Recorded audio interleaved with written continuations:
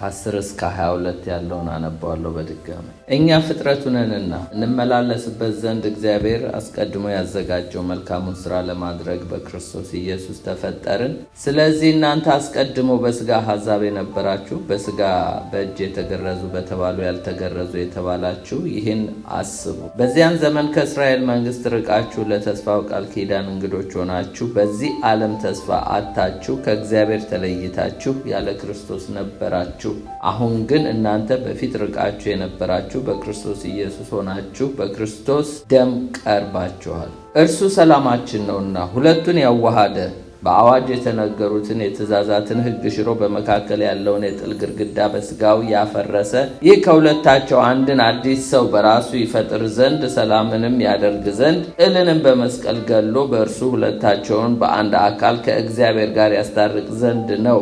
መጥቶም ርቃችሁ ለነበራችሁ ለእናንተ ሰላምን፣ ቀርበውም ለነበሩ ሰላምን የምስራች ብሎ ሰበከ። በእርሱ ሥራ ሁላችን በአንድ መንፈስ ወደ አብ መግባት አለንና ከእንግዲህ ወዲህ ከቅዱሳን ጋር ባላገሮችና የእግዚአብሔር ቤተሰቦች ናችሁ እንጂ እንግዶችና መጻተኞች አይደላችሁም። በሐዋርያትና በነቢያት መሰረት ላይ ታንጻችኋል። የማዕዘኑ ራስ ድንጋይ ክርስቶስ ኢየሱስ ነው። በእርሱም ሕንጻ ሁሉ እየተጋጠመ በጌታ ቅዱስ ቤተ መቅደስ ሊሆን ያድጋል። በእርሱም እናንተ ደግሞ ለእግዚአብሔር መኖሪያ ለመሆን በመንፈስ አብራችሁ ትሰራላችሁ። እንጸልይ። እግዚአብሔር አምላካችን ሆይ በመካከላችን አለ። በጸሎት በዝማሬ ውስጥ ሁሉ አሁን ደግሞ በቃል ተናገረን። እኔም ባሪያ በፍጹም ግልጽነት መናገር እንድችል እርዳኝ። እህቶቼ ወንድሞቼም ቃል በፍጹም ግልጽነት ነው ጌታዊ ወደ ልባቸው እንዲመጣ እያንዳንዳችንም ደግሞ ማስተዋልን ጥበብን ትሰጠን ዘንድ ጸለይን። ቀሪ ጊዜያችንን ተረከበን በኢየሱስ ስም አሜን። ዋና ጭብጥ ሐሳቡ ሜን ቲምስ የተባሉትን መጀመሪያ እናያለን። 7 ነጥቦች አሳያችኋለሁ። የዚህ ከ10 እስከ 22 ያለው ጠቅላላ ሜን ሐሳቡ ዋናው ጭብጥ ሐሳቡ ምንድን ነው? የመጀመሪያው አንደኛው ማንነት አይደንቲቲ የሚለውን እናያለን። እኛ በአዲሱ ትርጉም የእግዚአብሔር እጅ ስራዎች ነን ነው የሚለው። እኛ የእግዚአብሔር እጅ ስራዎች ነን ይላል። የድሮ ግን እኛ ፍጥረቱ ነንና ነው የሚለው። እኛ ፍጥረቱ ነንና። በአዲሱ ትርጉም እኛ የእግዚአብሔር እጅ ስራዎች ነን። ኪንግ ጄምስ ቨርሽን እንግሊዘኛው ደግሞ we are God's workmanship ነው የሚለው። we are God's workmanship ነው የሚለው። እዚህ ላይ ማንነት እግዚአብሔር በሰራው ስራ እንጂ በምትሰራው ወይም በምትሰሪው ወይም በምንሰራው ስራ አይደለም። ማንነት አይደንቲቲ ማለት ነው። your identity comes from what God has done። እግዚአብሔር በሰራው እንጂ not from what you do። አንተ፣ እኔ፣ አንቺ በሰራ ነው አይደለም። እዚህ ጋር ምንድነው? እኛ ፍጥረቱ ነን ነው የሚለው። እኛ ፍጥረቱ ነን። በአዲሱ ትርጉም ሄዳችሁ እዩት። እኛ የእግዚአብሔር የእጆቹ ስራዎች ነን። ስለዚህ ማንነታችን ዲፔንድ ኦፍ እግዚአብሔር በሰራው እንጂ እኛ በሰራነው ስራ አይደለም። አንደኛው ፖይንት ይሄ ነው። ሁለተኛው ስራ ዲዩቲ የሚለውን እናያለን። ለበጎ ስራ ነው የተፈጠርነው። created for good work። እዚህ ውስጥ የምናየው እንግዲህ ለበጎ ስራ እንደተፈጠርን እናያለን። ሶስተኛው እርቅ reconciliation እናያለን። እርቅ ደግሞ ክርስቶስ ሰላምን አመጣ የሚለው ነው። Christ brought peace የሚለውን እናያለን። አራተኛው አንድነት ዩኒቲን እናያለን። ዩኒቲ የአሕዛብና የአይሁድን ዩኒቲ እናያለን። ከእንግዲህ በክርስቶስ መለያየት የለም። ኖ ሞር ዲቪዥን ኢን ክራይስት። በክርስቶስ ኢየሱስ መለያየት የሚባል የለም። አምስተኛው ወደ እግዚአብሔር መድረስ የሚለው እናያለን። አክሰስ ቱ ጋድ፣ ወደ እግዚአብሔር መድረስ በኢየሱስ ክርስቶስ በኩል ነው። ይሄም ወደ እግዚአብሔር መድረስ ትሩ ጂሰስ ክራይስት የሚለውን እናያለን። ይሄ ብሉፕሪንቱ አይደለም፣ ጠቅላላ ጭብጥ ሐሳቡ ቲሙን ነው የምነግራችሁ። ብሉፕሪንቱን እሰጣችኋለሁ። ስድስተኛው መሆን ቢሎንጊንግ የሚለውን እናያለን። ምንድነው የሚሆነው? እኛ የእግዚአብሔር ቤተሰቦች ነን የሚለውን እናያለን። we are God's household የሚለውን እናያለን። we are God's household፣ እኛ የእግዚአብሔር ቤተሰቦች ነን። ሰባተኛና የመጨረሻው መንፈሳዊ ቤተ መቅደስ ስፒሪቹዋል ቴምፕል የሚለውን እናያለን። እግዚአብሔር በሕዝቡ ውስጥ ይኖራል የሚለውን God dwells in his people የሚለውን እናያለን። እግዚአብሔር በሕዝቡ ውስጥ ይኖራል። ይሄ እንግዲህ ቲሙ ነው። ጭብጥ ሐሳቡ ጠቅላላ ከ10 እስከ 22 ያለው ነው። አሁን ብሉፕሪንቱን ከፋፍዬ ሰጣቸዋለሁ። 4 ናቸው። ብሉፕሪንቱ 4 ናቸው። ከአራቱ ዛሬ አንዱን ነው የምናየው። የመጀመሪያው የሚገኘው ብሉፕሪንቱ እንግዲህ ኤፌሶን ምዕራፍ 2 ቁጥር 10 ላይ ያለው ነው። ለበጎ ስራ የዳነ ወይም ደግሞ ሴቭድ ፎር ጉድ ወርክ፣ ለበጎ ስራ የተፈጠረም ልትሉ ትችላላችሁ። ክሬትድ ፎር ጉድ ወርክ፣ ለበጎ ስራ መዳን ወይም የዳነ ወይም ለበጎ ስራ የተፈጠረን እናያለን። እዚሁ ኤፌሶን ምዕራፍ 2:10 እንደዚህ ይላል፣ እኛ ፍጥረቱ ነንና እንመላለስበት ዘንድ እግዚአብሔር አስቀድሞ ያዘጋጀውን መልካሙን ስራ ለማድረግ በክርስቶስ ኢየሱስ ተፈጠርን ነው የሚለው። ለበጎ ስራ ተፈጥረናል። ስለዚህ created for good work ወይም ደግሞ saved for good work። ሁለተኛው ብሉፕሪንት መለያየት የሚለውን እናያለን። separation ምዕራፍ 2 ከ11 እስከ 12 ያለው ነው። ከሩቅ ወደ ቅርብ የሚለውን እንመለከታለን። from far away to near የተለያዩ አህዛብና አይሁድ ከሩቅ ወደ ቅርብ እንዴት እንደተቀራረቡ የሚያሳይ ነው። በሩቅም ያሉት በቅርብም ያሉት እንዴት ደግሞ ወደ እግዚአብሔር መንግስት እንደቀረቡ የሚያሳይ ነው። እዚህ ጋር ኤፌሶን ምዕራፍ 2 ከ11 እስከ 12 እንደዚህ ይላል፣ ስለዚህ እናንተ አስቀድሞ በስጋ አህዛብ የነበራችሁ፣ በስጋ በእጅ የተገረዙ በተባሉ ያልተገረዙ የተባላችሁ ይህንን አስቡ። በዚያ ዘመን ከእስራኤል መንግስት እርቃችሁ፣ ፋር ነው የሚለው ፋር አዌ ርቃችሁ ለተስፋው ቃል ኪዳን እንግዶች ሆናችሁ በዚህ ዓለም ተስፋ አታችሁ ከእግዚአብሔር ተለይታችሁ ያለ ክርስቶስ ነበራችሁ ነው የሚለው። በጣም መራራቅ የነበረበት ዘመን ነበር። ወደ ሶስተኛው መጣለሁ። አሁን ደግሞ ሶስተኛው ብሉፕሪንት ምንድነው? እርቅ ሪኮንሲሊዬሽን የሚለውን እናያለን። ኤፌሶን ምዕራፍ 2 ከ13 እስከ 18 ክርስቶስ ሰላማችን ነው ይላል። Christ is our peace። ስለዚህ በክርስቶስ የተደረገውን ደግሞ ከ13 እስከ 18 እንደዚህ ይላል፣ አሁን ግን እናንተ በፊት ርቃችሁ የነበራችሁ በክርስቶስ ኢየሱስ ሆናችሁ በክርስቶስ ደም ቀርባችኋል ይላል። በክርስቶስ ደም ነው ያቀረባችሁ ይላል። እርሱ ሰላማችን ነውና ሁለቱን ያዋሃደ በአዋጅ የተነገሩትን፣ ይሄ በአዋጅ የተነገሩትን ወደፊት እናያለን። ከአሕዛብ ጋር መብላት የለም፣ ከአሕዛብ ጋር መጋባት የለም። ከአሕዛብ ጋር በአዋጅ በሙሴ ሕግ በደንብ ተነግሯል። አሕዛብና አይሁድ በፍጹም እንዳይቀራረቡ አብረው እንኳን እንዳይጋቡ ተከልክሏል። ይሄ በአዋጅ በሙሴ ሕግ የተነገረ ነው። በአዋጅ የተነገሩትን የትእዛዛትን ሕግ ሽሮ ይላል። ማን የሻረው? ክርስቶስ። በመካከል ያለውን የጥል ግርግዳ በስጋው ያፈረሰ፣ ይህን ከሁለታቸው አንድን አዲስ ሰው በራሱ ይፈጥር ዘንድ ሰላምን ያደርግ ዘንድ ጥልን በመስቀል ገሎ በእርሱ ሁለታቸው በአንድ አካል ከእግዚአብሔር ጋር ያስታርቅ ዘንድ ነው። መጥቶም ርቃችሁ ለነበራችሁ ለእናንተ ሰላምን፣ ቀርበውም ለነበሩ ሰላምን የምስራች ብሎ ሰበከ። በእርሱ ሥራ ሁላችን በአንድ መንፈስ ወደ አብ መግባት አለንና። አሕዛብንና አይሁድን እንዴት አጣምሮ የጠብን ግርግዳ በአዋጅ በራሱ በእግዚአብሔር በሙሴ በኩል የተነገረውን አዋጅ ሽሮ በስጋው ኢየሱስ አፍርሶ አዋህዶ እንዴት አንድን አዲስ ሰው ፈጥሮ ቤተክርስቲያን ማለት ያችነች። ወደፊት እናዋለን። እኔ ብሉፕሪንቱን እየሰጠዋችሁ ነው። አራተኛው ውህደት ዩኒፊኬሽን የሚለው እናያለን። ውህደት ከ19 እስከ 22 የእግዚአብሔር ቤተሰብ ጋድስ ሃውስሆልድ ኤፌሶን ምዕራፍ 2 ከ19 እስከ 22 እንዲላል፣ እንግዲህስ ይላል ከእንግዲህ ወዲህ ከቅዱሳን ጋር ባላገሮች የእግዚአብሔር ቤተሰቦች ናችሁ እንጂ እንግዶች መጻተኞች አይደላችሁ። አሕዛቦች አሁን ቤተሰቦች ሆናችኋል ከእግዚአብሔር ጋር። በሐዋርያትና በነቢያት መሰረት ላይ ታንጻችኋል።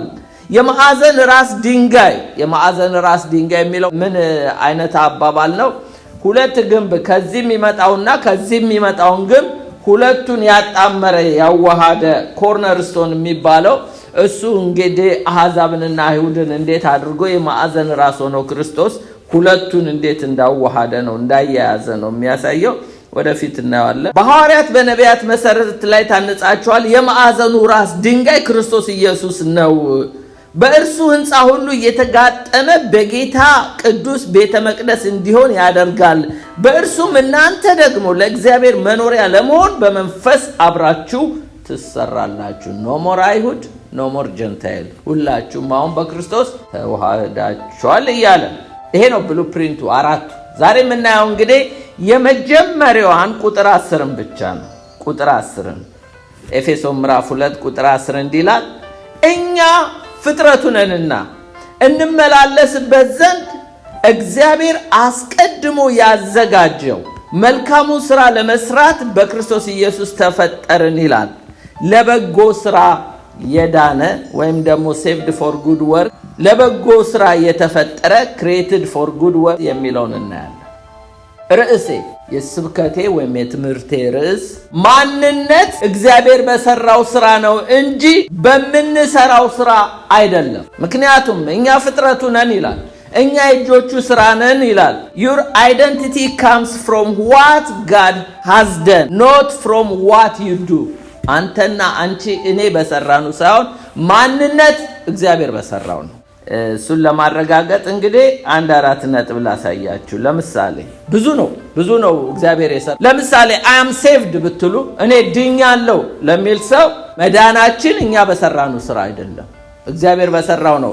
ኤፌሶን ምዕራፍ 2 8 እና 9 ይላል ጸጋው በእምነት አድኗቸዋል፣ ይህም የእግዚአብሔር ስጦታ ነው እንጂ ከእናንተ አይደለም፣ ማንም እንዳይመካ ከሥራ አይደለም። ስለዚህ ምንም ለበጎ ሥራ ብንፈጠርም ግን እኛ የተፈጠርነው የእጆቹ ሥራ የሆነው ማንነታችን በእግዚአብሔር ሥራ ላይ እንጂ እኛ በሰራነው ሥራ ላይ አይደለም።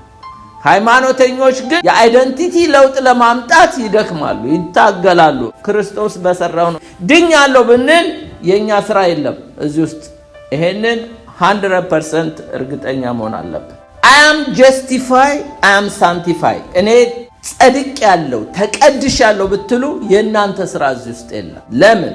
አንደኛ ቆሮንቶስ ምዕራፍ 1 ከ29 እስከ 31 እንዲህ ይላል ሥጋ የለበሰ ሁሉ በእግዚአብሔር ፊት እንዳይመካ ነገር ግን የሚመካ በእግዚአብሔር ይመካ ተብሎ እንደተጻፈ ይሆን ዘንድ ከእግዚአብሔር ዘንድ ጥበብና ጽድቅ ቅድስና፣ አያችሁ ጽድቅ ይላል፣ ቅድስና ይላል፣ ጥበብ ይላል፣ ቤዛነት በተደረገልን በክርስቶስ ኢየሱስ የሆናችሁ ከእርሱ ነው ይላል። አያችሁ በክርስቶስ ኢየሱስ ነው የተቀደሳችሁት፣ በክርስቶስ ኢየሱስ ነው የጸደቃችሁት፣ በክርስቶስ ኢየሱስ ነው ቤዛነት ያገኛችሁት። ስለዚህ አይደንቲቲያችን እግዚአብሔር በሰራው እንጂ በእኛ ሥራ ላይ አይደለም። ተጨማሪ ማረጋገጫ ጥቅስ አንደኛ ቆሮንቶስ ምዕራፍ 6:11 ላይ ስለ መቀደሳችንና ስለ መጽደቃችን አንደኛ ቆሮንቶስ ምዕራፍ 6:11 ላይ ከላይ ብትመለከቱት እናንተ ሌቦች ነበራችሁ፣ አመንዝሮች ነበራችሁ፣ እናንተ እንዲናችሁ እያለ ዝርዝሩን ይናገርና ቁጥር 11 ላይ እንዲህ ይላል ከናንተም አንዳንዶቹ እንደዚያ ነበራችሁ፣ ነገር ግን በጌታ በኢየሱስ ክርስቶስ ስም በአምላካችን መንፈስ ታጥባችኋል፣ ተቀድሳችኋል፣ ጸድቃችኋል ነው የሚለው። አያችሁ ማንነታችን እንግዲህ እግዚአብሔር ራሱ በአምላካችን መንፈስ ነው ታጠባችሁ፣ ተቀደሳችሁ፣ ጸደቃችሁ የሚለው። በኢየሱስ ክርስቶስ ስም በአምላካችን መንፈስ ታጥባችኋል፣ ተቀድሳችኋል፣ ጸድቃችኋል። ስለዚህ አይደንቲቲያችን በማን ነው? እግዚአብሔር በሰራው እንጂ እኔና እናንተ በሰራ ነው አይደለም። ይሄ ነው እንግዲህ ከሃይማኖተኞች ጋር የሚያጣለው። ሌላው አም ግሎሪፋይድ እኔ ከብሬያለሁ ማለት ክብር አግኝቻለሁ ብትሉ ማለት ሰው ሁሉ ኃጢአት ሰርቷል የእግዚአብሔር ክብር ጎሎታል ነው የሚለው። አሁን ግን ከብሬያለሁ ብትሉ አሁንም ክብር ከናንተ አይደለም፣ ክብር ከናንተ አይደለም። መዝሙር 75 6 እና 7 ክብር ከምስራቅ ወይም ከምዕራብ ወይም ከምድረ በዳ አይደለም፣ እግዚአብሔር ፈራጃችን ነውና ይህንን ያዋርደዋል፣ ይህንን ያከብረዋል ይላል። የሚያከብር እግዚአብሔር ነው፣ ክብር ከማንም አይደለም ይላል። ስለዚህ ሮሜ 8:30 ላይ እንዲህ ይላል አስቀድሞ የወሰናቸውን እነዚያን ደግሞ ጠራቸው፣ የጠራቸው እነዚያን ደግሞ አጸደቃቸው፣ ያጸደቃቸው እነዚያን ደግሞ አከበራቸው ይላል። ስለዚህ አከበራቸው አጸደቃቸው ሲል እኮ ጸደቅ አይደለም የሚለው፣ ከበርክ አይደለም የሚለው፣ አከበራቸው ማለት እግዚአብሔርን ያከበረም ማለት ነው። ያጸደቀን እግዚአብሔር ነው። ስለዚህ ማንነታችን እግዚአብሔር በሰራው እንጂ እኛ በሰራነው አይደለም። እኔ እግዚአብሔርን እወዳለሁ ብትሉ እሱም ከናንተ አይደለም፣ እሱም ከናንተ ከኔ አይደለም። አይ ላቭ ጋድ ብትሉ አንደኛ ዮሐንስ 4:10 ላይ ፍቅር እንደዚህ ነው ይለናል። እግዚአብሔር እሱ ራሱ እንደወደደን ስለ ኃጢአታችን ማስተሰሪያ ይሆን ዘንድ ልጁን እንደላከ እንጂ እኛ እግዚአብሔርን እንደወደድነው አይደለም ይላል። ስለዚህ እወድሃለሁ ብትሉ ጌታ ሆይ ወደድኩ ብትሉ ከናንተ አይደለም። ፍቅርን የጀመረ እግዚአብሔር ነው። የፍቅር ምንጭ እግዚአብሔር ነው። ራሱ ፍቅር እግዚአብሔር ነው። ስለዚህ ማንነት እግዚአብሔር በሰራው ስራ እንጂ በምትሰራው ስራ አይደለም። Your identity comes from what God has done, not from what you do. ኤፌሶን ምዕራፍ 2:10 ነው ዛሬ የምናየው። ለበጎ ስራ የዳነ saved for God's work፣ ለበጎ ስራ የተፈጠረ created for good work።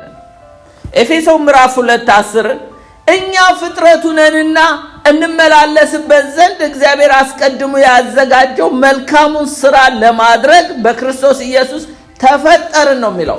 እዚህ ጋር 3 ነገሮች ይነግረናል። በኪንግ ጄምስ ቨርሽን ላይ ሄዳችሁ ተመልከቱት። ከኪንግ ጄምስ ቨርሽን የወሰድኩት ነው እና ምን ይላል? የመጀመሪያው እኛ ፍጥረቱ ነን የሚለው ወርክማንሺፕ ወይም ደግሞ የእጆቹ ስራ ነን ይላል አዲሱ ትርጉም። we are his workmanship የሚለውን አስምሩልኝ። ሁለተኛው የምንወስደው created in Christ Jesus unto good work, workmanship work። ሶስተኛው we should walk የሚለውን ውሰዱልኝ። walk in them፣ እንመላለስበት ዘንድ በእግዚአብሔር አስቀድሞ የተዘጋጀውን ይላል።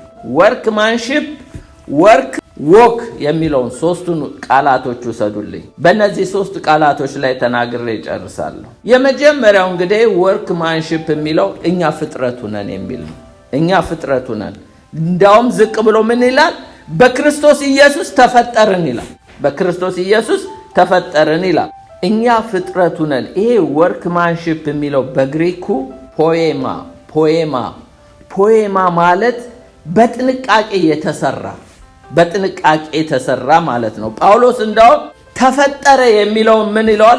እኛ እጆቹ ስራ ነን ይላል። አዲሱ ትርጉሙን ተመልከቱት። በእንግሊዘኛው workmanship የሚለው ፖኤማ ነው የሚለው በግሪኩ ቃል በጥንቃቄ የተሰራ ማለት ነው። ማን? እኛ።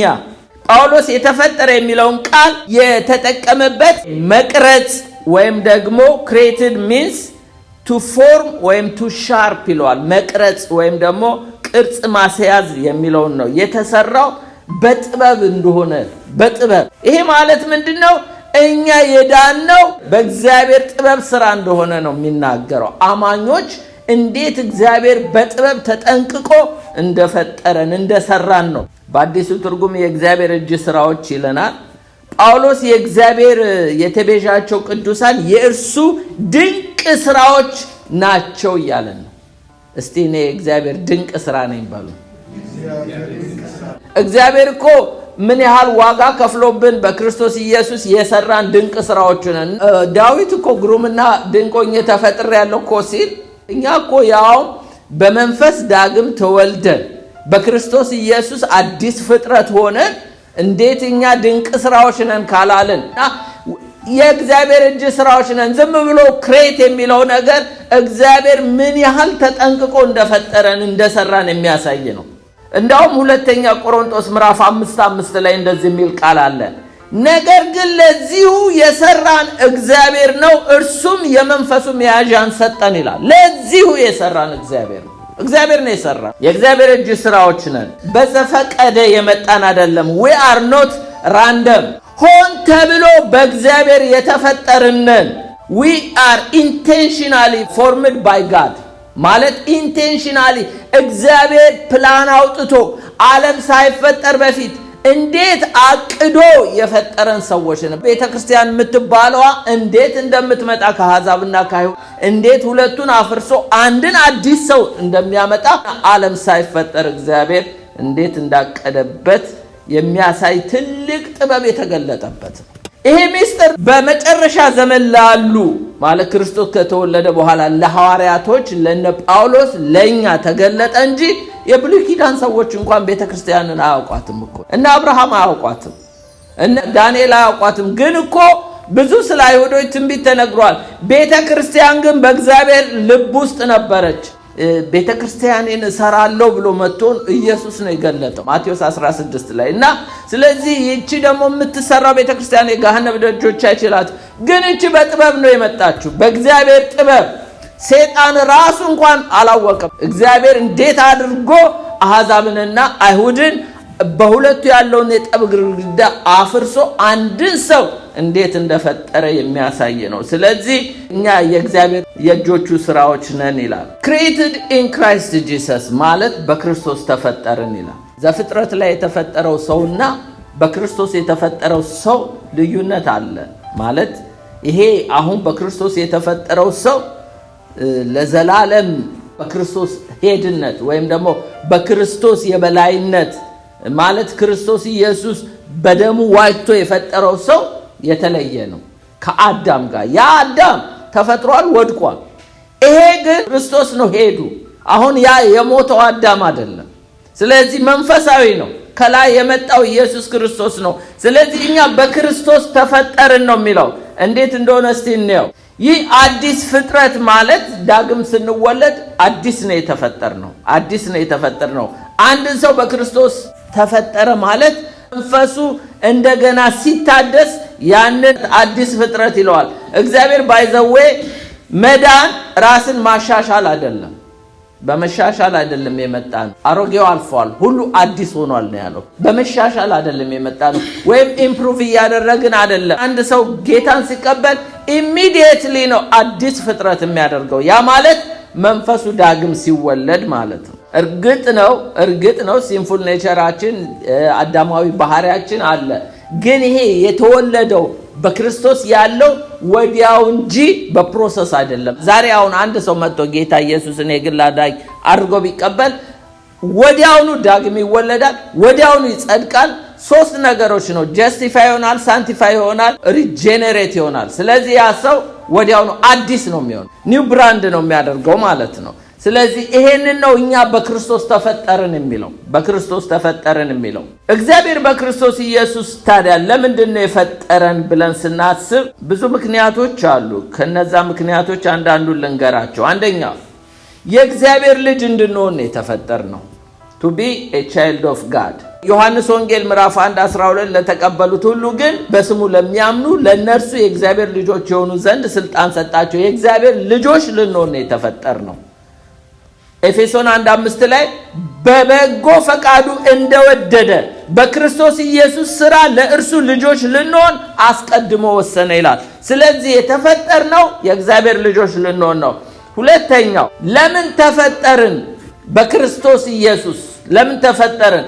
for his glory ለክብሩ ነው የተፈጠርን፣ ለሱ ክብር። ኢሳይያስ 43 ቁጥር 6 እና 7 እንዲህ ይላል።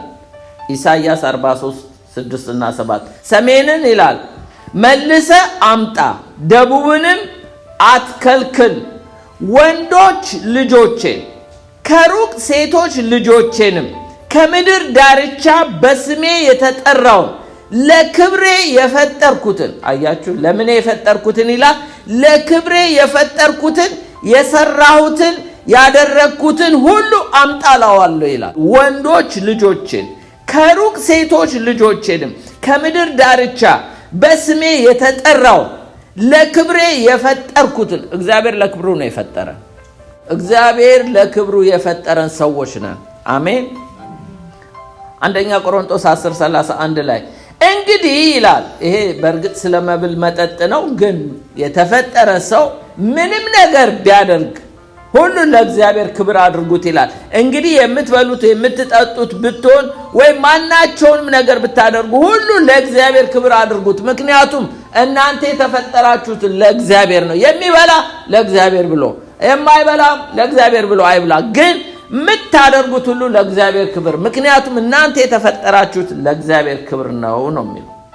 ሌላው ለምን ተፈጠርን ቢል ፎር ሂም ለእርሱ ነው የተፈጠርነው። ለማን? ለክርስቶስ። እንዴት ነው ለክርስቶስ የተፈጠርኩት? በክርስቶስ ለክርስቶስ ነው የተፈጠርኩት። ቆላስይስ 1:15 እና 16 እንዲህ ይላል፣ እርሱ የማይታይ አምላክ ምሳሌ ነው።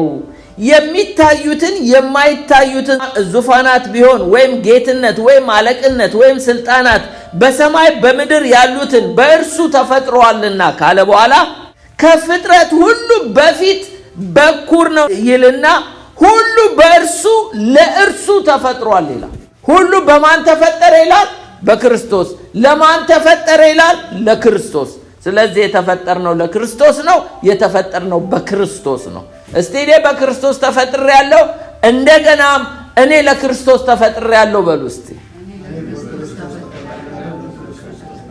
በክርስቶስ ተፈጥሬያለሁ፣ ለክርስቶስ ተፈጥሬያለሁ። ለእርሱ ነው የፈጠረኝ። አራተኛው to imitate Christ ክርስቶስን ለመምሰል ነው የተፈጠርነው። ሮሜ ምዕራፍ 8:29 ላይ ሮሜ 8:29 ላይ ልጁ በብዙ ወንድሞች መካከል በኩር ይሆን ዘንድ አስቀድሞ ያወቃቸው የልጁን መልክ እንዲመስሉ አስቀድሞ ወስኗል። እግዚአብሔር ገናኛ ልጆች ሳንሆን ወይም ደግሞ ዳግም ሳንወለድ ገና ዓለም ሳይፈጠር የልጁን መልክ እንድንመስል አስቀድሞ ወስኗል። ስለዚህ ሲፈጥረን ራሱ የልጁን መልክ እንድንመስል አስቀድሞ ፕሪዴስቲኔት አድርጓል እና ለዛ ነው የክርስቶስን መልክ እንድንመስል ነው። ዛሬ ክርስቶስ በምድር ላይ በማን ነው የሚገለጠው? በአካሉ ነው። ስለዚህ አካሉ ደግሞ ማንን መምሰል አለባት? ክርስቶስን መምሰል አለባት። አምስተኛው created for relationship የተፈጠርነው ለህብረት ነው። ከማን ጋር? ከእግዚአብሔር ጋር። አንደኛ ቆሮንቶስ ምዕራፍ 1:9 እንደዚህ ይላል፣ ወደ ልጁ ወደ ጌታችን ወደ ኢየሱስ ክርስቶስ ህብረት የጠራችሁ እግዚአብሔር የታመነ ነው ይላል። ወደ ማን ህብረት ጠራችሁ ይላል?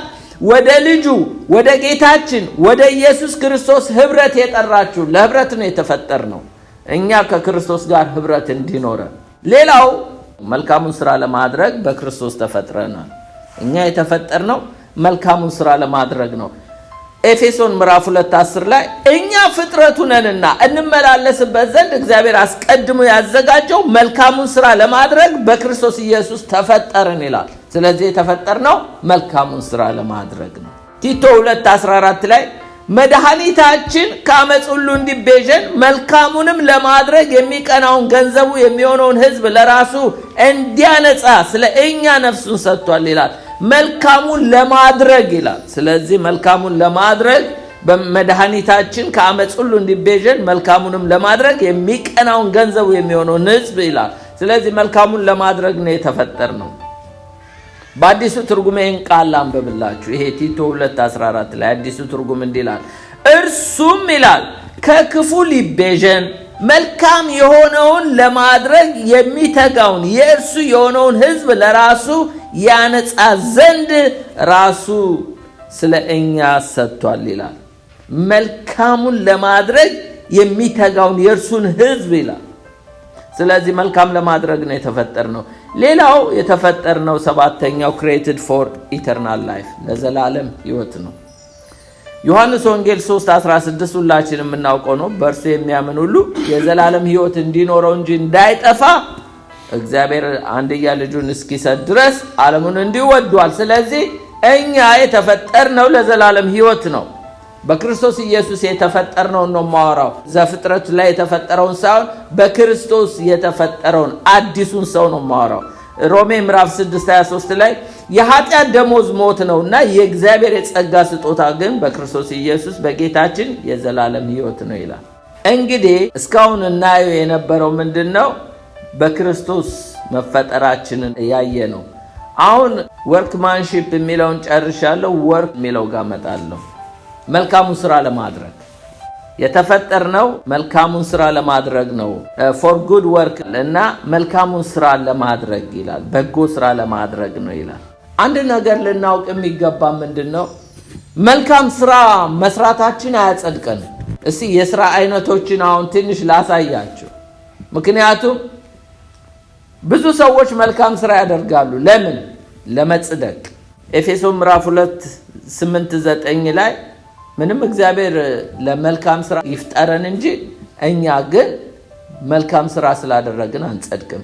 ጸጋው በእምነት አድኗችኋል፣ ይህም የእግዚአብሔር ስጦታ ነው እንጂ ከናንተ አይደለም ማንም እንዳይመካ ከስራ አይደለም መልካም ስራ ሰርቶ ማንም ሰው አይጸድቅም ስለዚህ መልካም ስራ እንግዲህ መስራታችን ለመጽደቅ ሳይሆን ስለ ጸደቅን የምንሰራው ስራ ነው ስራ አያድንም ነገር ግን ስራ የደህንነታችን የማረጋገጫ ውጤት ነው መዳኔን ያረጋግጥልኛል አንድ ሰው ወይን መሆኑን የሚያውቀው ፍሬውን ቀምሶ ነው ብርቱካን መሆኑን የሚያውቀው ፍሬውን ቀምሶ ነው ሎሚ መሆኑን የሚያውቀው ፍሬውን ቀምሶ ነው ጥሩ ስራ መዳኔን የሚያረጋግጥልኝ ነው አንደኛ ተሰሎንቄ ምዕራፍ 1 ከ2-4 እንደዚህ ይላል በጸሎታችን ጊዜ ስለናንተ ስናስብ አለ ጳውሎስ የእምነታችሁን ስራ እንግዲህ እምነታቸው ስራ አለው የፍቅራችሁ ድካም በጌታችን በኢየሱስ ክርስቶስ ያለው የተስፋችሁ መጽናት በአምላካችን በአባታችን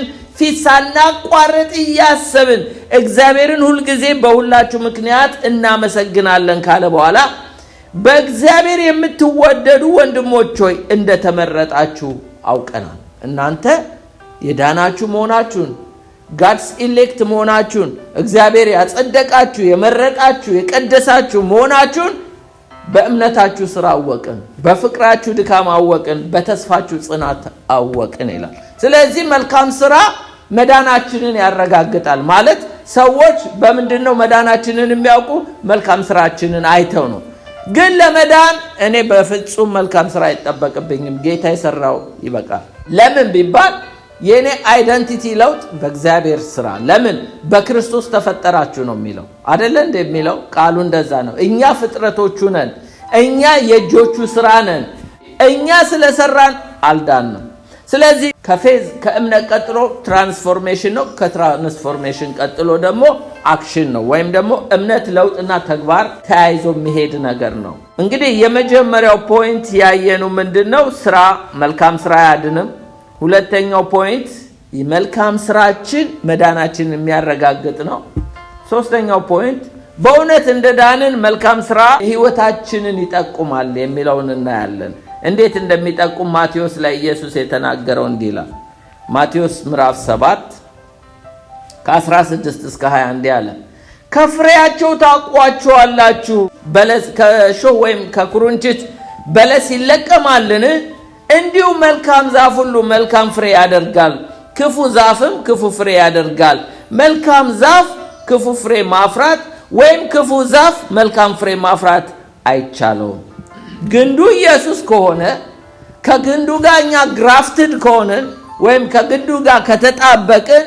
እኔ ባይዘወይ ፍሬ ለማፍራት አልታገልም ከግንዱ ጋር መጣበቅና ህብረት ነው የሚጠበቅብኝ ከግንዱ የሚመጣው ነገር መልካም ነገር ነው ነገር ግን ከግንዱ ጋር ተጣብቅ ያለው ብሎ አንድ ሰው መራራ ፍሬ ቢያፈራ ህይወቱ ያጠያይቃል ምክንያቱም ይሄ ሰው ድኗል ወይ ብሎ ሰው ጥያቄ ይጠይቃል ምክንያቱም የዳነ ሰው ክርስቶስ ግንዱ መልካም እንደሆነ ይታወቃል ስለዚህ መልካም ዛፍ ክፉ ፍሬ ማፍራት ወይም ደግሞ ክፉ ዛፍ መልካም ፍሬ ማፍራት አይቻለውም መልካም ፍሬ የማያደርግ ዛፍ ሁሉ ይቆረጣል ወደ እሳትም ይጣላል ስለዚህ ከፍሬያቸው ታውቋቸዋላችሁ ዛሬው ብዙ ሰው ክርስቲያን ነን ይላል በትራዲሽን ክርስቲያን ነን ይላሉ ዳግም ያልተወለደ ሁሉ ክርስቲያን ነኝ ይላል በምኑ ይታወቃል በፍሬው ይታወቃል ነው የሚለው ጌታ ኢየሱስ እኛ ከክርስቶስ ጋር ከግንዱ ጋር ከተጣበቅን እንግዲህ ፍሬያችን ያሳብቃል ማለት ነው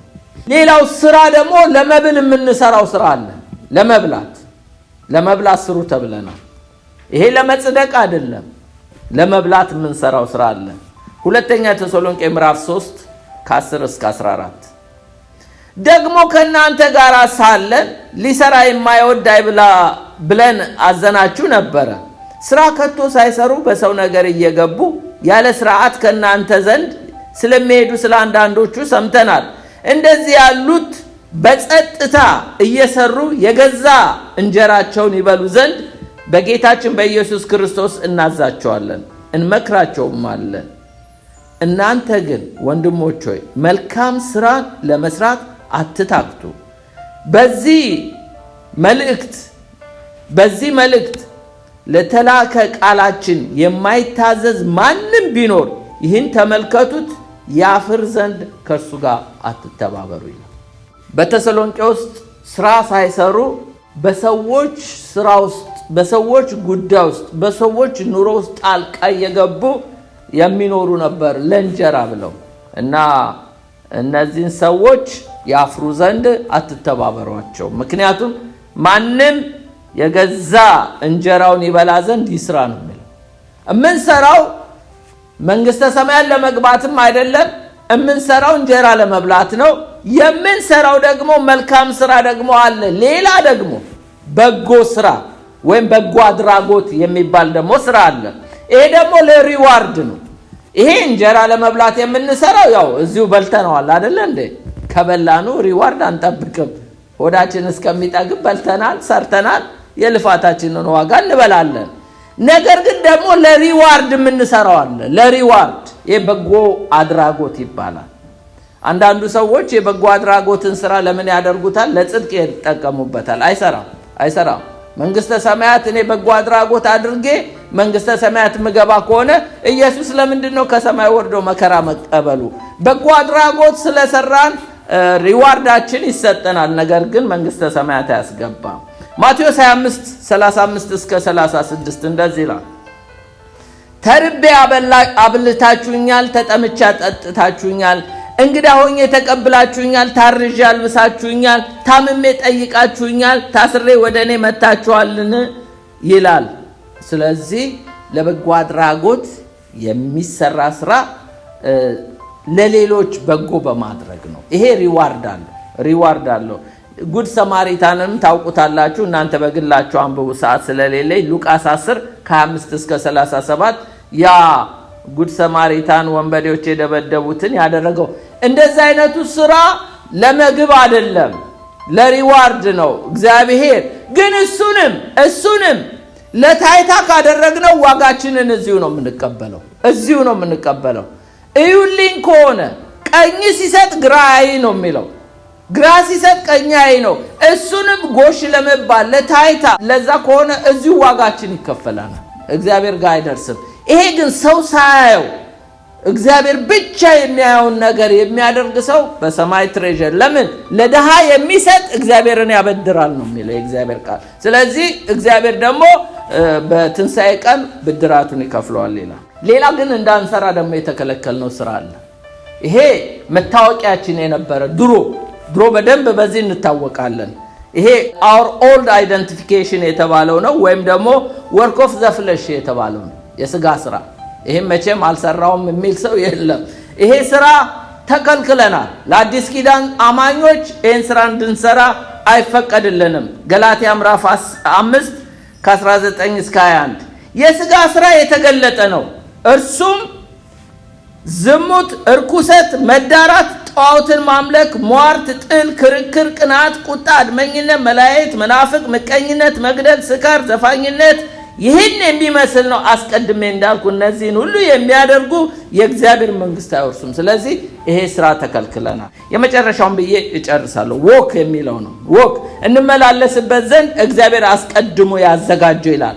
እንግዲህ ይላል የተፈጠራችሁት ለመልካም ስራ ነው፣ ስታደርጉ ግን በዚህ ተመላለሱ ይላል። በዚህ ተመላለሱ። መልካም ስራ አንዴ የምንሰራው ብቻ ሳይሆን ሁሌ የላይፍ ስታይላችን አድርገን ወክ የምናደርገው ነው፣ የምንመላለስበት ማለት ነው። እዛው ኤፌሶን ምዕራፍ 2:10 ላይ እኛ ፍጥረቱ ነን እንመላለስበት ዘንድ እግዚአብሔር አስቀድሞ ያዘጋጀው መልካሙን ስራ ለማድረግ በክርስቶስ ተፈጠርን የሚለው ጳውሎስ እነዚህን መልካም ስራዎች በመጥቀስ ምን ይላል? እንድንመላለስበት እግዚአብሔር አስቀድሞ ያዘጋጀው ነው ይላል። ይህ አባባል እግዚአብሔር ህዝቡ መልካም ስራ እየሰሩ እንዲመላለሱ እንደሚጠብቅባቸው የሚያስረዳ ነው። እርሱ የሚያመለክተው እግዚአብሔር ህዝቡ እንዲኖሩበት ባለማቋረጥ ይህንን ነገር በማድረግ ወክ የሚለው እንግዲህ በዚህ ህይወት ተመላለሱ የሚለውን ያሳያል። ስለዚህ እንግዲህ እንዴት ነው ታዲያ እግዚአብሔር ህዝቡን በመልካም ስራ እንዲመላለሱ የሚፈልገው? እንዴት ነው ብንል መቼም መልካም ስራ ስንሰራ የምንመላለስበት እንዴት እንደሆነ እነሱም ነጥቦች አሳይቼ ጨርሳለሁ። አንደኛው ዎክ ኢን ላቭ፣ በፍቅር መመላለስ አለብን። መልካም ስራ ስናደርግ ከፍቅር ጋር መሆን አለበት። ዎክ ኢን ላቭ ኤፌሶን ምዕራፍ 2 ላይ እንዲህ ይላል፣ ክርስቶስ ደግሞ እንደወደዳችሁ ለእግዚአብሔርም የመዓዛ ሽታ የሚሆን መባን መስዋዕት አድርጎ ስለ እናንተ ራሱን አሳልፎ እንደሰጠ በፍቅር ተመላለሱ ይላል። ስለዚህ መልካም ስራ ስናደርግ በፍቅር እየተመላለስን፣ ሌላው walk in wisdom በጥበብ መመላለስ አለብን። ኤፌሶን ምዕራፍ 5 ከ15 እስከ 16 እንዲህ ይላል፣ እንግዲህ እንደ ጥበበኞች እንጂ ጥበብ እንደሌላቸው ሳይሆን እንዴት እንድትመላለሱ በጥንቃቄ ተጠበቁ፣ ቀኖቹ ክፉዎች ናቸው። ዘመኑን ስትመላለሱ በዊዝደም፣ ምክንያቱም ጥበብ ይኑራችሁ እያለ ነው። ለምን? ቀኖቹ ክፉዎች ናቸው። ሌላው walk by faith በእምነት ነው መመላለስ ያለብን። ስንመላለስ 2 ቆሮንቶስ 5:6 እና 7 እንግዲህ ሁልጊዜ ታምነን በእምነት እንጂ በማየት አንመላለስም። በስጋ ስናድር ከጌታ ተለይተን በስደት እንዳለን የምናውቅ ከሆነን ይላል። ስለዚህ ታምነን በእምነት ነው መመላለስ ያለብን። ስንመላለስ መልካም ስራ ስናደርግ ሁሉን ነገር በእምነት ማድረግ እንዳለብን ነው የሚነግረን። ሌላው walking in the spirit በመንፈስ መመላለስ አለብን። እኛ ከመንፈስ የተወለድን የእግዚአብሔር ልጆች ነን። የእግዚአብሔር ልጆች የሆኑ በመንፈስ ይመራሉ ስለሚል ገላትያ 5:16 ላይ እንዲህ ይላል፣ ነገር ግን እላለሁ በመንፈስ ተመላለሱ፣ የሥጋ ምኞት ከቶ አትፈጽሙ፣ ምክንያቱም የምትሰሩት ስራ መልካም ስራ ስለሆነ በመንፈስ ተመላለሱ። 5ኛው walk worthy እንደሚገባ ተመላለሱ። ኤፌሶን ምዕራፍ 4:1 ላይ እንግዲህ በጌታ እስር የሆንኩ እኔ በተጠራችሁበት መጠራታችሁ እንደሚገባ ትመላለሱ ዘንድ እለምናችኋለሁ። ስትመላለሱ ወርዚ የሆነ ላይፍ እየኖራችሁ ተመላለሱ። ዝም ብላችሁ አትመላለሱ። መልካም ስራ ስታደርጉ እንደሚገባ ወርዚ የሆነ ላይፍ ኑሩ ነው የሚለው። 6ኛው walk in the light በብርሃን መመላለስ እንዳለብን ይነግረናል። 1 ዮሐንስ ምዕራፍ 1:7 ላይ ነገር ግን እርሱ በብርሃን እንዳለ በብርሃን ብንመላለስ ለእያንዳንዳችን ህብረት አለን፣ የልጁ የኢየሱስ ክርስቶስ ደም ከኃጢአት ሁሉ ያነጻል። ስትመላለሱ በብርሃን ተመላለሱ። ስለዚህ መልካም ስራ ስታደርጉ በጨለማ አይደለም፣ በብርሃን። የመጨረሻው walk in a new life በአዲስ ህይወት ተመላለሱ ይላል። ሮሜ 6:4 ላይ እንግዲህ ክርስቶስ በአብ ክብር ከሙታን እንደተነሳ እንዲሁ እኛ በአዲስ ህይወት እንድንመላለስ ከሞቱ ጋር አንድ እንሆን ዘንድ በጥምቀት ከእርሱ ጋር ተቀብረናል። በአዲስ ህይወት እንድንመላለስ። ስለዚህ አሮጌውን ታሪክ በጥምቀት ተቀብሯል። ስለዚህ በአዲስ ህይወት ተመላለሱ ነው የሚለው። ኤፌሶን ምዕራፍ 2:1-2 እንግዲህ በበደላችሁ በኃጢአታችሁ ሙታን ነበራችሁ፣ በእርሱ በዚህ ዓለም እንዳለው ኑሮ በማይታዘዙ ልጆች ላይ አሁን ለሚሰራው መንፈስ አለቃ እንደሆነ በአየር ላይ ስልጣን እንዳለው አለቃ በፊት ተመላለሳችሁባቸው። አሁን ግን በአዲስ ህይወት ተመላለሱ። ይሄ ቀድሞ የተመላለሳችሁት እንደ ሰይጣን ፈቃድ ነው። አሁን ግን እንደ እግዚአብሔር ፈቃድ ተመላለሱ ይላል። ማንነት እግዚአብሔር በሰራው ስራ እንጂ በምትሰራው ስራ አይደለም። your identity comes from what God has done, not from what you do የሚል ነው። ጌታ ይባርካችሁ።